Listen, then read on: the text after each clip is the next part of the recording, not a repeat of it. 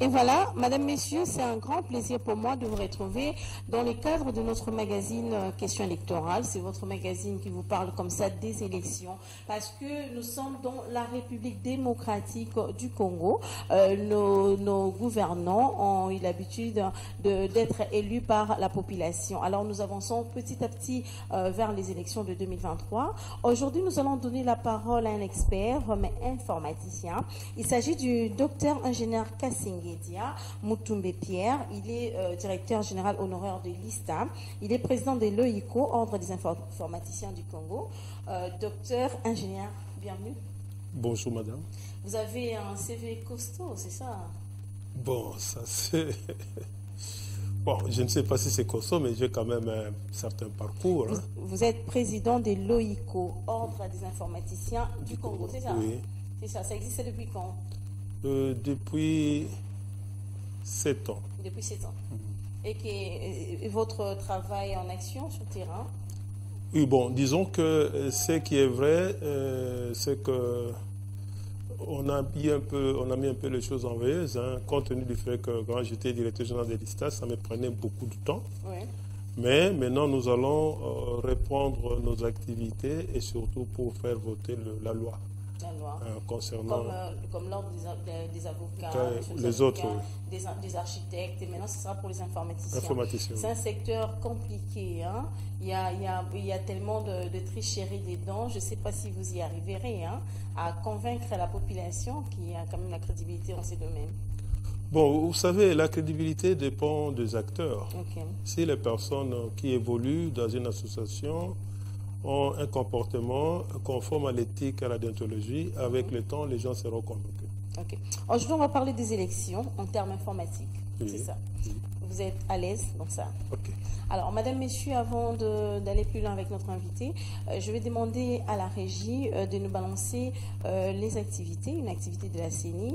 On parle de l'arrivée de kits d'enrôlement des électeurs. On va suivre, on se retrouve juste après.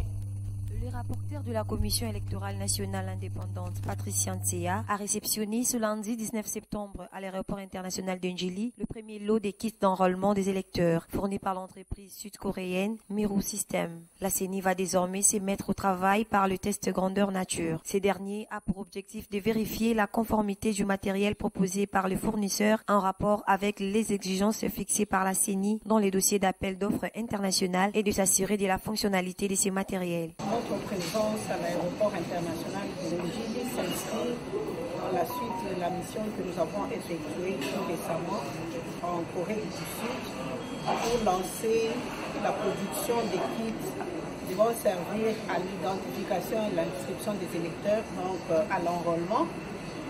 Et aujourd'hui, notre partenaire Miru System a envoyé quelques kits pour le test grandeur nature pour contrôler la fiabilité et la fonctionnalité de ces kits avant la production à grande échelle. La CENI, le président Denis Kadima, tous les membres de la plénière ainsi que tous les cadres et agents sont déterminés à organiser les élections dans le délai constitutionnel. Donc pour nous, c'est une joie que le fournisseur ait respecté le délai qu'on s'est convenu pour livrer ses premiers kits.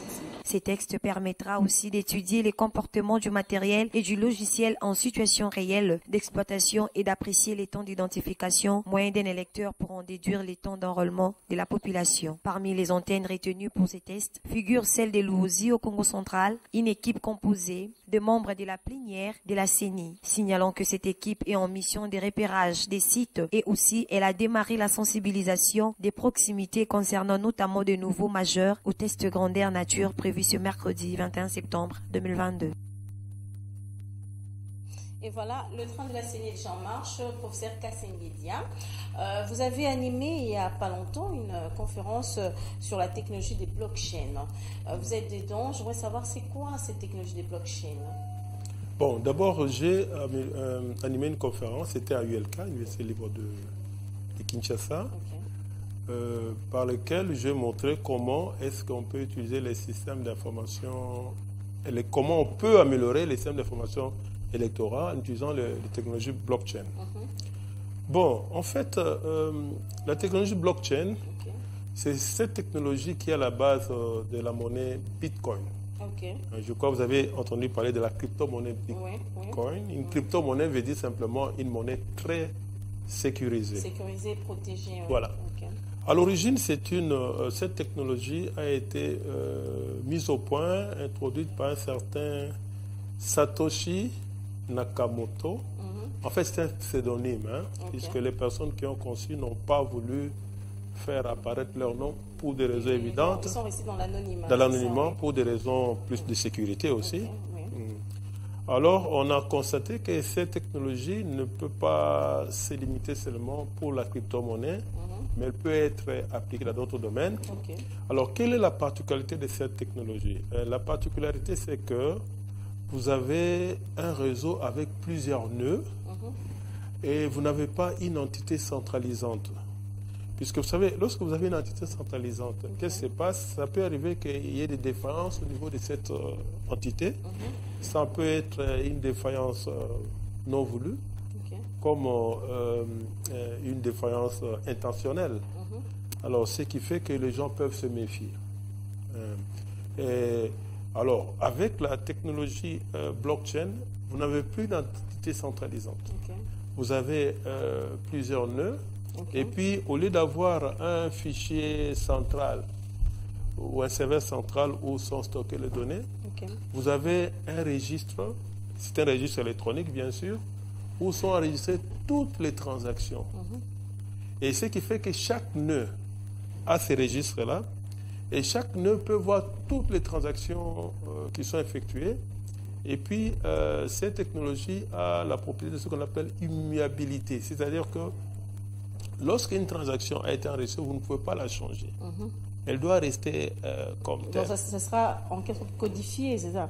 Il y aura un code qui ne permettra pas aux autres de déchiffrer. Bon, l'immuabilité est plus liée aux fonctions cryptographiques de la sécurité informatique qui sont utilisées. Notamment ce qu'on appelle les hashages. Il y a aussi ce qu'on appelle la cryptographie asymétrique. Bon, c'est un peu des termes un peu trop techniques. Je ne vais pas entrer. Trop technique là. Voilà. Mais tout ce que je peux vous dire, que ça utilise d'une manière intensive des fonctions cryptographiques de la sécurité informatique. Pour vous donner une idée, je peux avoir 10 000 nœuds sur lesquels sont enregistrés ces registres-là. Si vous changez quelque part dans un des nœuds un chiffre 1 par 0, tous les autres seront informés. Ah non, c'est un peu électronique, tout ça. Ça peut bouger, ça peut changer les données. C'est ça aussi? Oui, c'est-à-dire que, en fait, la brèche, disons, pour falsifier, c'est vraiment compliqué. Oui, c'est vraiment compliqué. Donc, vous pensez que ça peut éliminer, éviter la tricherie pendant les élections? Bon, maintenant, je voudrais que nous comprenions une chose, nous puissions comprendre une chose. Lorsqu'on parle du système d'information d'une organisation électorale, comme n'importe quel système d'information, il s'appuie sur 3 piliers. Les managements, l'organisation et les infrastructures de technologies de l'information et de la communication. Le management, c'est quoi? Le management veut dire simplement ceci. Vous avez une organisation où des tâches doivent être exécutées. Naturellement, quand je dis une organisation, vous devez penser à une organisation avec, disons, la partie de pilotage de l'organisation, ainsi de suite. En tête, là, oui. Voilà, mais le management, si nous nous basons sur la théorie émise par les pères du management moderne, j'ai cité le français Henri Fayol, tout management assume les fonctions suivantes: la planification, l'organisation, la coordination, le commandement, le contrôle et la gestion des ressources humaines. Alors, c'est au niveau de ces fonctions-là aussi qu'on peut... facilement manipuler les choses, tout ça, Donc, c'est-à-dire maintenant, c'est un problème lié aux êtres humains. Et puis, quand un problème de conscience. Conscience, éthique et déontologie. Puisque, contrairement à ce que la conscience collective croit, on croit que c'est seulement ceux qui sont au pouvoir qui peuvent tricher. Non. Madame, entre nous, si moi je suis détenteur de 100 millions de dollars, je donne seulement un exemple, même 5 millions de dollars, et il y a les élections, et que je ne veux pas respecter l'éthique et la déontologie, si je donne l'argent à quelqu'un, vous croyez que la personne à qui je vais donner l'argent, si c'est une personne qui est corruptible, va voir la couleur il va seulement voir que l'argent, la couleur verte, c'est tout. Oui. C'est ça. Alors maintenant, nous voulons du point de vue, puisque bon, nous sommes du côté des technologies. Je ne peux parler que des choses que vous connaissez au oui, moins. Oui. Voilà. Alors avec ces systèmes de blockchain, donc oui. J'aimerais que vous puissiez faire un parallélisme par rapport au système actuel. Est-ce qu'il y a des défaillances? Bon, je voudrais d'abord vous expliquer les systèmes actuels, d'une manière générique, générale. Voilà. Bon, voilà comment, du point de vue des infrastructures, du point de vue des infrastructures, au niveau de chaque bureau de vote, chez nous, il y a la machine à voter, qui est une machine très intéressante. Oui, déjà adoptée aussi dans notre... Voilà. Oui.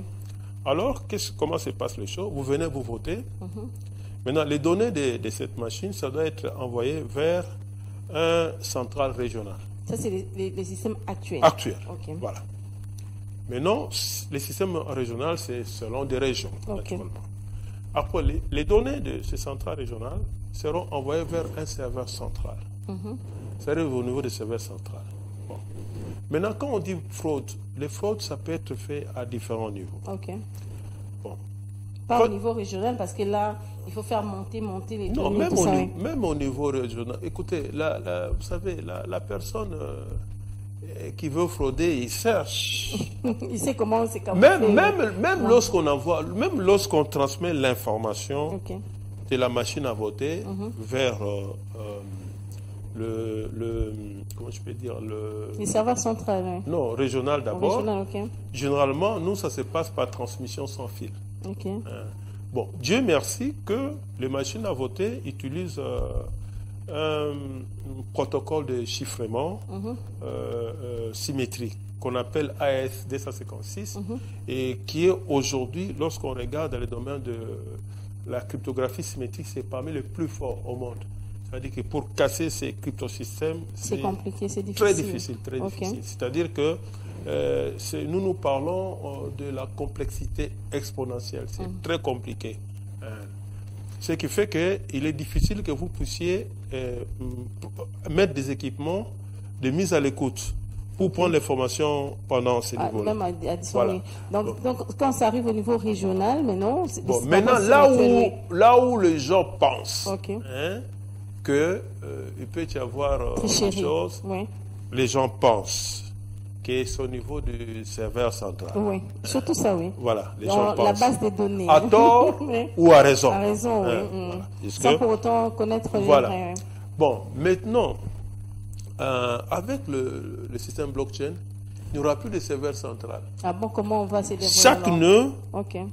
Chaque nœud il y a un registre électronique qui est, nous appelons ça un registre distribué, puisqu'il est dans tous les nœuds. Les nœuds, ce sont des ordinateurs. Prenons par exemple l'ordinateur d'un centre de vote. Ça peut être un nœud. Et puis, tout le monde voit ces informations-là. Donc, ça sera publié dans les sites officiels ou bien comment ça va se faire? Non, madame, ils voient ça en temps réel. Théoriquement, puisque maintenant, pratiquement, nous sommes en train de faire des recherches, puisque nous ne pouvons pas prétendre aujourd'hui, je ne peux pas moi prétendre, je suis un expert en cryptographie, sécurité, cybersécurité. Président des informaticiens du Congo. Là. Maintenant, pour cette technologie, je suis en train d'encadrer mes étudiants qui sont dans le cadre de leurs études de doctorat, qui sont en train de préparer leur DEA. Ils travaillent avec le blockchain, c'est ce qui fait que nous sommes en train de faire des recherches.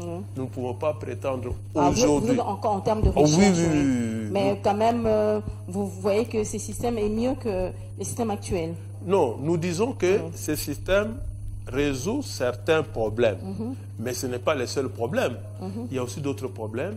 Est-ce que ce système est bon lorsqu'on a un nombre très élevé de votants? Puisque le votant, je crois, il y aura peut-être 40 millions, je crois. Oui, c'est ça aussi, c'est un facteur important. Donc voilà, oui. nous sommes en train de travailler. Oui. Voilà, parce que s'il faut aller région par région, il n'y aura plus de données centrales, base de données centrales. Voilà. Ça va aussi compliquer les choses. Voilà. Hein. Donc, et ça prendra aussi du temps.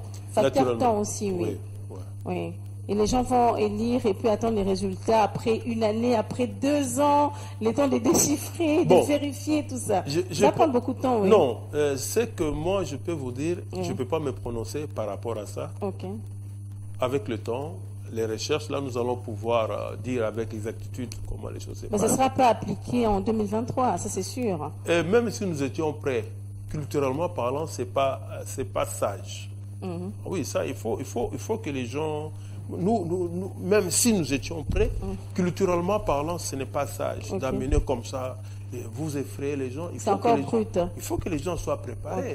Oui, il faut que les gens soient préparés. Nous allons d'ici prendre contact avec les bureaux de la CENI. Oui, le président Kadima, pour lui expliquer, pour que nous travaillions en synergie. Et je souhaiterais, ça sera pour les élections, d'autres élections. Et le façon, c'est que nous ayons des experts qui maîtrisent ça. Et voilà, et aussi que, culturellement parlant, tout le monde soit à l'aise. Donc, il faut confirmer. Laissez-moi vous poser cette question. Vous confirmez que le système blockchain permettra de lutter contre la tricherie. Parce que c'est ça qui déçoit la population, les votants. C'est ça aussi le problème. À tout moment qu'on vote et on publie les résultats et on crie tricherie par la suite. Je me pose la question, où sont les informaticiens? Heureusement que j'ai en face de moi aujourd'hui le président des informaticiens du Congo. Alors, ce système peut lutter contre la tricherie, Madame, le président. Je voudrais vous dire que ce ne sont pas les technologies qui trichent, c'est les êtres humains. C'est-à-dire que croire que une technologie va éliminer, je pense que ce n'est pas correct.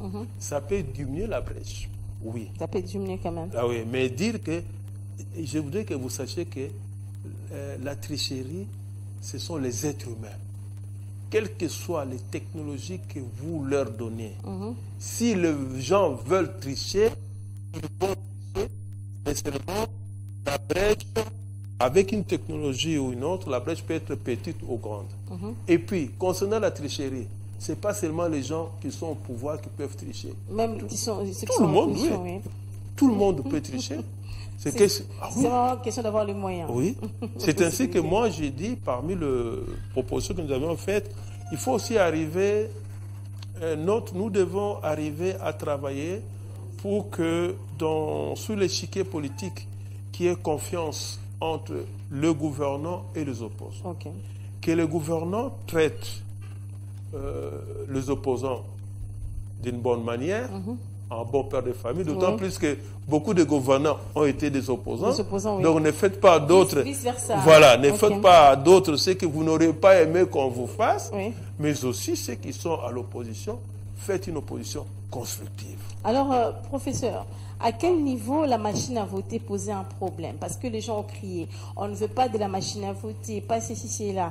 Bien que les experts de la CENI ont expliqué que ça va nous aider dans les facteurs temps, à gagner un peu du temps, et puis c'est moderne. Mais à quel niveau, selon vous en tant qu'informaticien, la machine à voter a posé problème? Bon, moi je pense que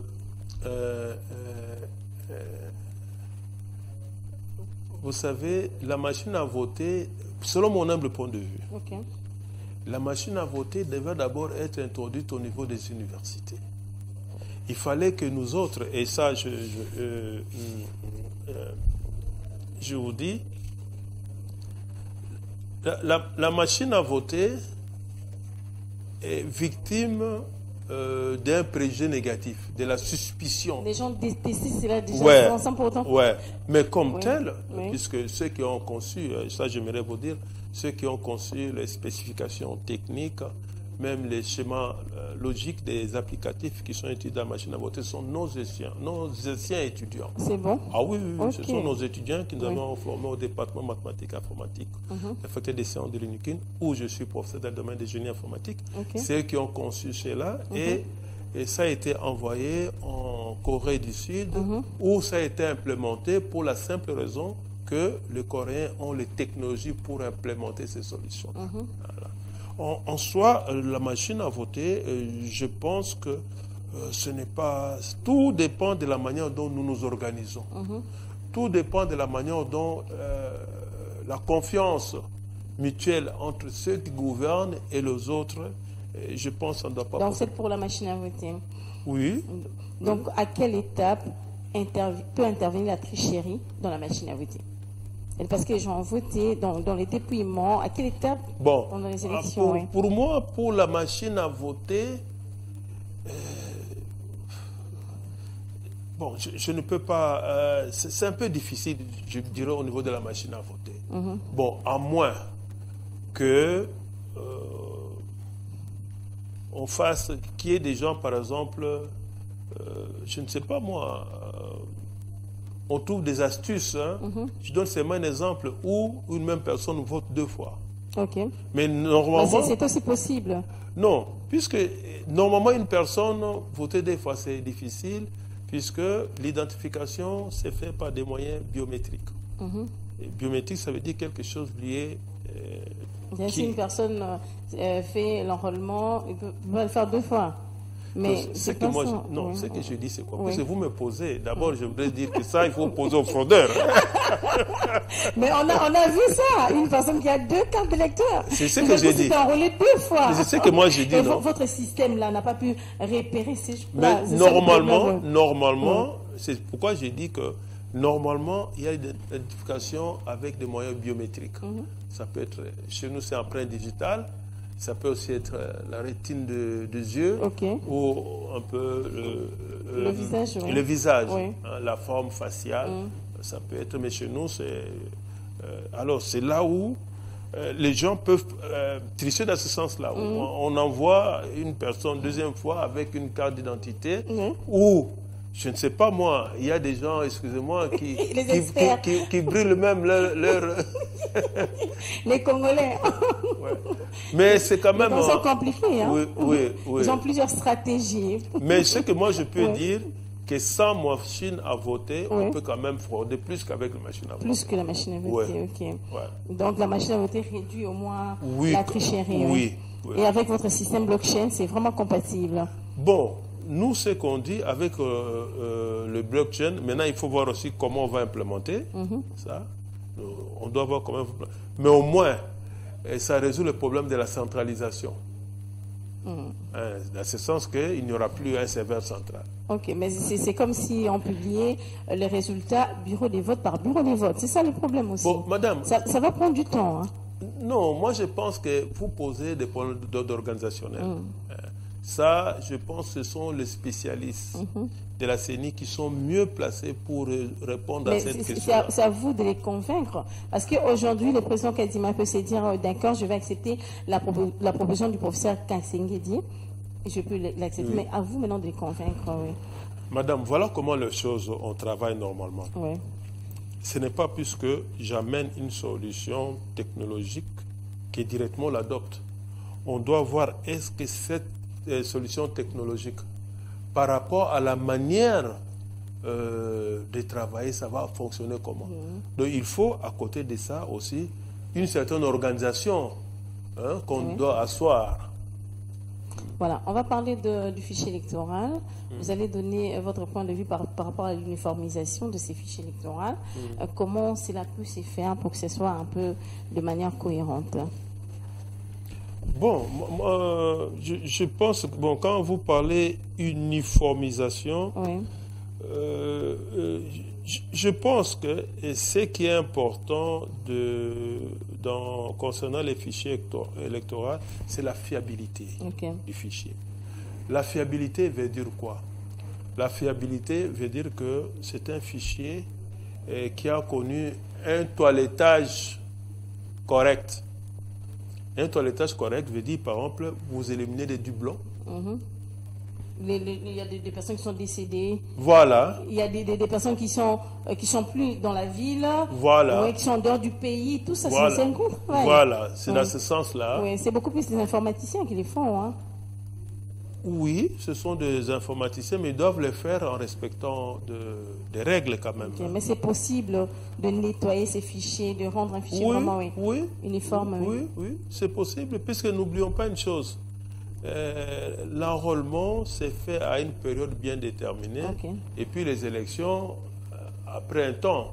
Et entre-temps, pendant cette période-là, il y a des choses qui surviennent, non? D'accord. Quelqu'un qui a été enrôlé et qui vient de décéder, par exemple, Oui. ou qui voyage. D'accord. Alors, nous sommes presque arrivés à la fin, professeur. Vous parlez tellement bien qu'on on a toujours envie de vous écouter. Alors, la CENI est prête à organiser les élections en 2023. De l'autre côté, on dit qu'il n'y aura pas de glissement. Ce n'est pas dans le langage de la CENI. En tant qu'informaticien, en tant que citoyen congolais, pensez-vous que toutes les conditions sont réunies pour qu'il y ait élection en 2023? Bon, il ne m'appartient pas de penser, je ne suis pas compétent. Mais vous pour le vivez penser. au Congo? Non, non, écoutez, Oui. les personnes qui sont compétentes, ce sont les personnes qui travaillent sur ce dossier-là, c'est la CENI. Si la CENI nous dit qu'elle est prête pour organiser les élections 2023, je ne vois pas pourquoi moi je penserais le contraire. Je leur fais confiance quand même. Hein, je pense que ce sont des gens... Et puis, aujourd'hui, nous voyons quand même le président Tshisekedi a la volonté de faire évoluer les choses. Donc je suis convaincu que le président de la République, le gouvernement vont se battre pour leur donner les moyens. Puisqu'il y a des problèmes de moyens. Les moyens, le C'est ça les financement, nerfs oui. de la guerre. Ok. Les moyens. Moi, je suis convaincu qu'ils vont le faire. Ils n'ont pas d'intérêt pour ne pas le faire. Ok. Alors, vous allez donner votre conclusion, professeur. Conclusion par rapport à votre technologie des blockchains. Hein. Qu'est-ce que vous rassurez à la population dans les jours à venir? Bon, moi, ce que je peux dire à la population, que nous nous sommes dit que, compte tenu de connaissance, de l'expérience que nous avons le devoir de résoudre certains problèmes sociétaux. Et le problème qui nous intéresse, c'est le problème des élections. Et nous sommes convaincus que tel que nous sommes en train de travailler, avec le temps, nous allons apporter une solution pour que la brèche des incohérences, des irrégularités, des tricheries, ainsi de suite, puisse être réduite, mais tout en sachant que l'idéal, c'est au paradis. La perfection. La perfection. C'est le paradis. Au Sur paradis. Terre, il y aura toujours des imperfections. Oui, il faut toujours Oui. qu'on travaille ensemble pour diminuer les imperfections. Ok. Bon vent à vous. Bonne chance. Ok. Bon courage. Merci beaucoup. C'est moi qui vous Ne remercie. vous limitez pas là. Merci Ouais, beaucoup. ce sont des bons projets qu'on doit mettre en application dans les jours à venir. Et je crois bien que le message est passé. Merci beaucoup. Technologie des blockchains. Blockchain. Ok. Blockchain. Ah, c'est très bien. Ça veut Donc, dire- ça sera éliminer les serveurs centrales, c'est ça? Oui, ouais.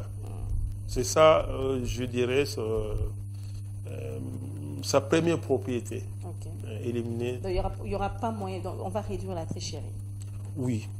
Mais il faut bien étudier d'autres aspects aussi, hein, puisque, comme je dis, nous sommes en train de faire des recherches avec le temps. Mais ce qui est important, je ne connais pas un pays où on a déjà fait les élections avec ça.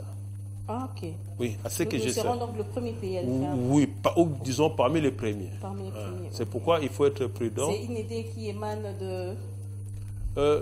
Pour le système... oui, non, technologie blockchain. non, c'est l'idée venue de quoi? Écoutez, moi, j'évolue dans le domaine de la cryptographie, sécurité informatique, cybersécurité. Ok.